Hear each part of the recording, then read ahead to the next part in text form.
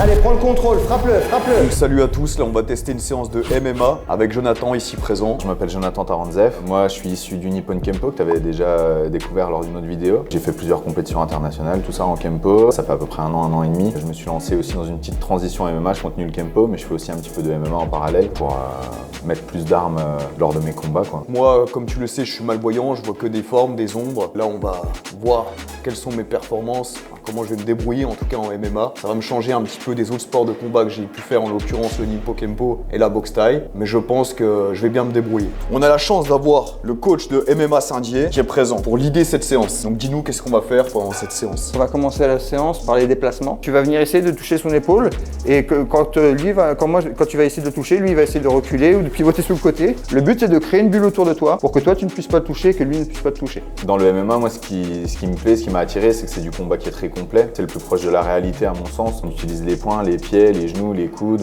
On va continuer sur des projections, sur le sol avec des luxations, des frappes, des étranglements. C'est vraiment ce qu'il y a de plus proche pour moi d'un combat réel. Quand tu vois que tu peux plus reculer, tu sors sur le côté, Donovan. Après, il y a forcément quelques règles qui s'appliquent pour la sécurité des combattants, ce qui est normal. Mais pour moi, j'ai l'impression que c'est ce qui se rapproche le plus de la réalité d'un combat que tu pourrais être amené à mener dans la rue pour te défendre. Pour moi, le MMA, c'est ce qui s'en rapprochera le plus. Donc là, on va faire un enchaînement contre la cage. Donc toi, tu vas rentrer sur Jonathan en maîtrisant ton épaule dans son plexus. Et toi, comment tu vas l'amener au sol? Et ben, tu vas descendre d'un étage, ici, et tu vas venir chercher une jambe. Tu vas la tirer et tu vas créer des équilibres. Okay.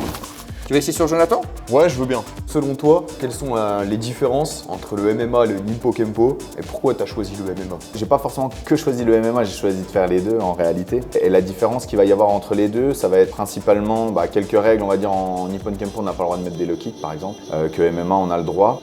Nippon Kempo, on va avoir le droit de mettre des coups de genoux dans le dos ou à la tête quand on est au sol. Au MMA, on n'a pas le droit. Le Nippon Kempo, c'est aussi très martial, on est en kimono. Il y a un équipement qui est beaucoup plus lourd, on va dire. On a une grosse cuirasse, un gros casque. Ça gêne un petit peu dans les mouvements, mais ça permet aussi de travailler en sécurité et ça permet de faire beaucoup plus de combats qu'en MMA. En MMA, quand on va faire 3-4 combats de l'année, ça fait déjà pas mal. En Kempo, on pourrait presque en faire tous les week-ends, quoi. Ça permet d'emmagasiner beaucoup plus d'expérience. Je trouve que les deux sont assez complémentaires. D'un coup, tu vas descendre d'un étage et tu vas venir chercher sa jambe qui est le plus loin du mur.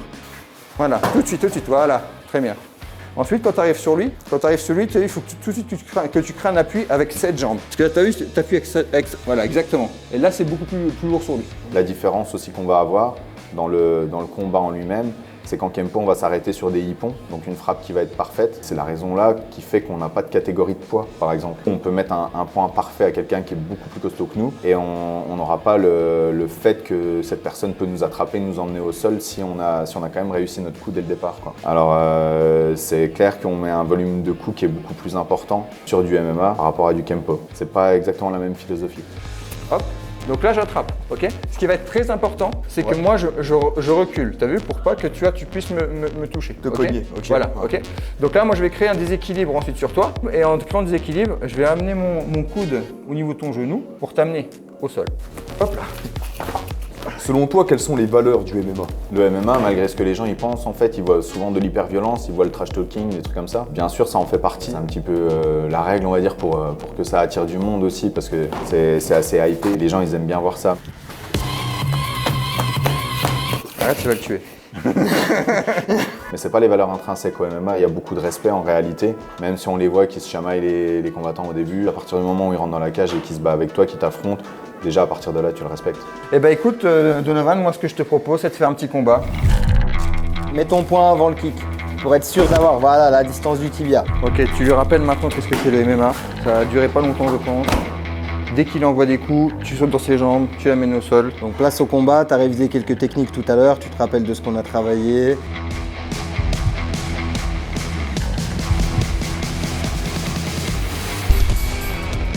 Allez, tout de suite dans le combat, Donovan. Allez, c'est parti. Allez, le premier, te laisse pas impressionner, Donovan. Occupe le centre du ring. Lève bien tes gants, n'oublie pas de sortir de la boîte. Voilà. Okay. Allez, tente l'amener au sol, Donovan. Allez, tourne-le, voilà, super, monte, partez en montée. Frappe-le en attendant, voilà. Allez, mets des frappes, Donovan, voilà, marque des points. Te laisse pas faire, super. Bouge ta tête, lève tes gants, les gants sont trop bas, on ramasse pas quand c'est en bas de la ceinture, les joues. C'est bien, voilà, mets la pression, il est dans le coin, amène-le au sol. Allez, allez, tire-le, tire-le. Super. Hop, allez, tourne-le. Super, allez, passe-toi en montée maintenant. Frappe au visage, frappe dans les côtes. Voilà, déstabilise-le, c'est bon. Voilà, oui, c'est bien ça, super. Allez, retourne-le. Et tu me le finis cette fois.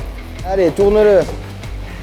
Allez, fais l'effort, voilà. Allez, passe en montée cette fois et on finit le combat. En même temps que tu frappes, il faut que tu montes. Voilà, super. Le genou, là, le genou. Hop. Oui. Il est dans ton dos, vas-y, frappe-le. Voilà, le laisse pas se relever, tout de suite. Boum, boum, vas-y. Fin de round là, je pense. Ouais, il est mort, Dono. Donovan, bon premier round, c'était pas mal, j'ai vu des belles choses, bien tenté le coup de coude retourné. Du coup, tu te sens comment à l'approche du deuxième round là? C'est quoi tes impressions après ce premier là? Comment tu te sens? Le cardio, ça m'a tué, c'est très intense. J'ai pas l'habitude de faire des rounds aussi durs, aussi hardcore, mais je vais assurer pour le deuxième. Bah justement, le deuxième là, vous allez être à armes égales, parce que du coup, Jonathan lui a proposé le combat avec les yeux bandés. Donc là, maintenant, tu devrais faire la différence, ok? Donc là, Ok. je vais voir un finish au deuxième round.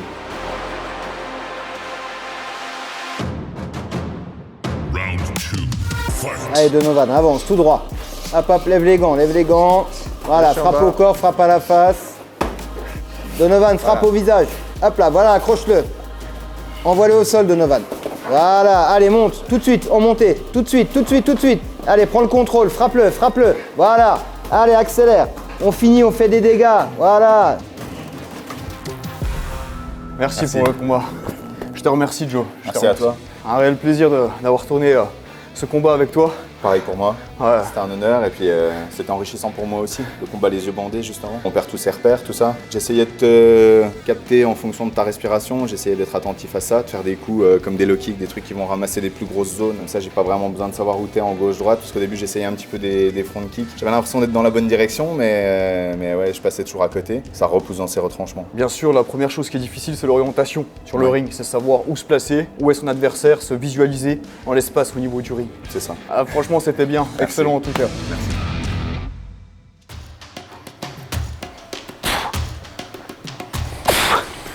C'est bon, là, t'es chaud? Je suis chaud bouillant. Et on y va. Bras de fer, c'est parti.